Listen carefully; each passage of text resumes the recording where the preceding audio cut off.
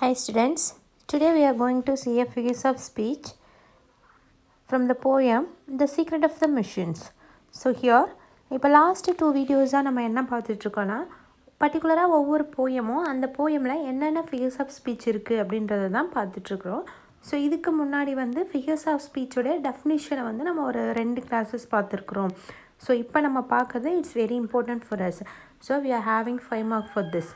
So இதில் மட்டுமே நம்மளுக்கு 5 மார்க்ஸ் இருக்குது. அதனால தான் நம்ம என்ன பண்ணுறோம், இவ்வளோ டைம் எடுத்து ஸோ இந்த ஒவ்வொரு போயம்லேயும் எந்தெந்த லைனு எந்த லைனில் என்ன ஃபிகர்ஸ் ஆஃப் ஸ்பீச் இருக்குது அப்படின்றத நம்ம பார்த்துட்ருக்குறோம்.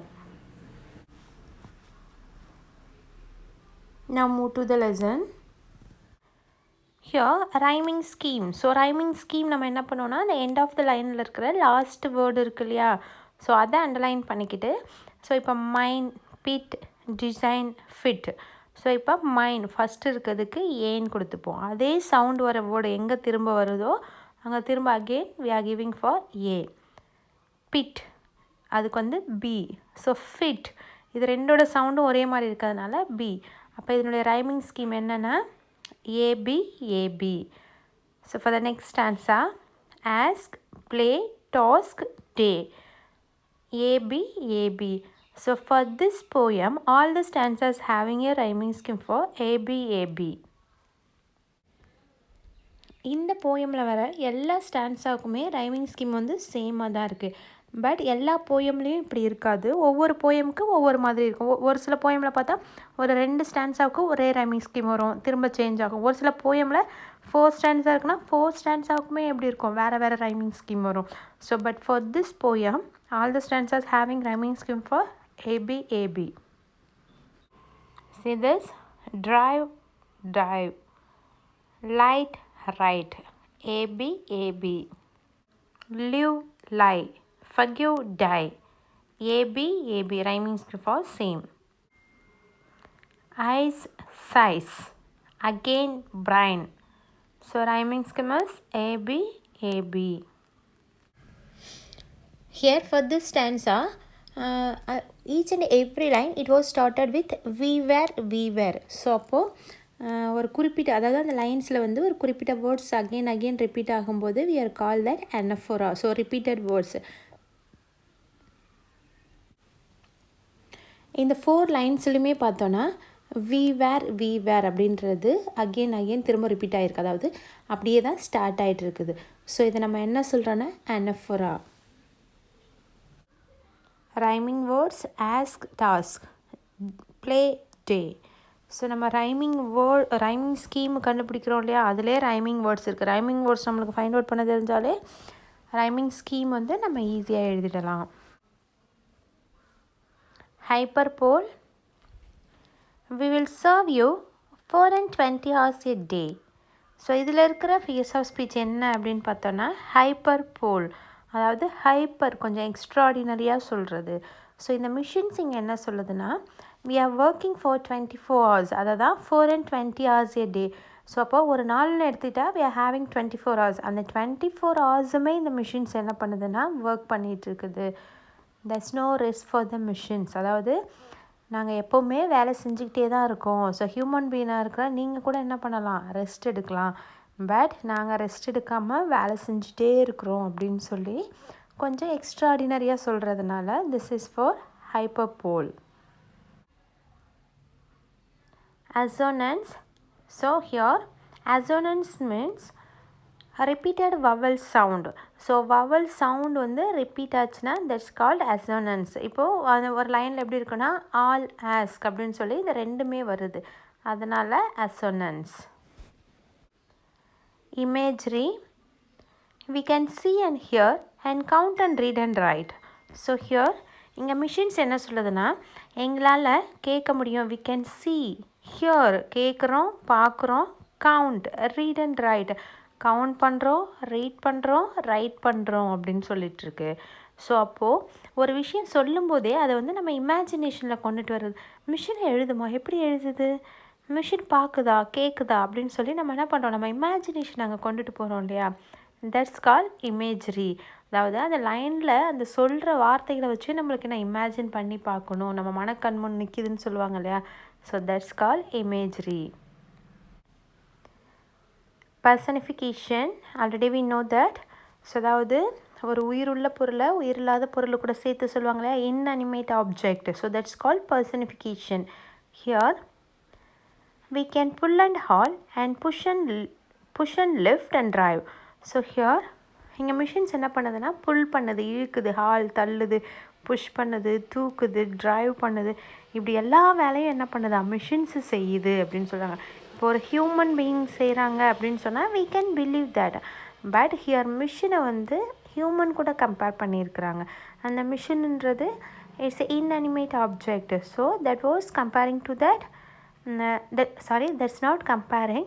ஸோ அதையும் இதையும் ஒன்றா சேர்த்து சொல்கிறதுனால that's for the personification. Here some water, coal and oil is all we ask. So assonance ஏன்ற சவுண்டு and all. ஸோ அப்போது vowel சவுண்டு ரிப்பீட் ஆகிருக்கிறதுனால assonance. We can pull and haul and push and lift and drive, personification.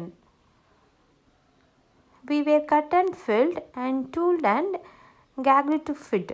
So இதில் நம்மளுக்கு என்ன இருக்குன்னா alliteration இருக்குது. So அந்த alliterationக்குரிய word என்ன அப்படின்னு பார்த்தா we were filled, fit. We can print and block and wave and heat and light. So இதுலேயே நம்மளுக்கு alliteration இருக்குது, print, block. So that's for alliteration. Then imagery, we can see and hear and count and read and write. So இப்போ கொஞ்ச நேரத்துக்கு முன்னாடி பார்த்தோம் we were not built to comprehend a lie. So here இப்போ ஒரு human பீயிங்னா என்ன பண்ணுவான், பொய் சொல்லுவான், அவனுக்கு ஒரு விஷயங்களை மறைக்க தெரியும், பட் அந்த மிஷின்ஸுக்கு தெரியாது. ஸோ அப்போது அதை வந்து நம்ம ஹியூமன் பீயிங் கூட சேர்த்து சொல்லியிருக்கிறோம். That's for personification. Students, you want to concentrate more on your poems. So because poemலேருந்து நம்மளுக்கு நிறைய கொஷின்ஸ் இருக்குது. So especially for that memory poem. So we are having 4 memory poem. And the 4 memory poemல ஏதாவது ஒன்றுலேருந்து நம்மளை கேட்பாங்க. இந்த லாஸ்ட் இயர் இதுக்கு முன்னாடி இருந்த கொஷின் பேட்டர்ன்லலாம் we are having choices. So ஏதாவது 2 போயம்லேருந்து கொடுத்துருப்பாங்க, நம்மளுக்கு எது நல்லா தெரியுதோ அதை எழுதுவோம். But for now they will ask question without choice. So சாய்ஸே இல்லாமல் என்ன பண்ணுவாங்கன்னா நம்மளுக்கு கொஷின் கேட்பாங்க. ஸோ அப்போது வந்து அந்த மெமரி போயமில் 4 போயமும் நம்மளுக்கு நல்லா தெரிஞ்சிருந்தால் தான் நம்ம மார்க் வாங்க முடியும்.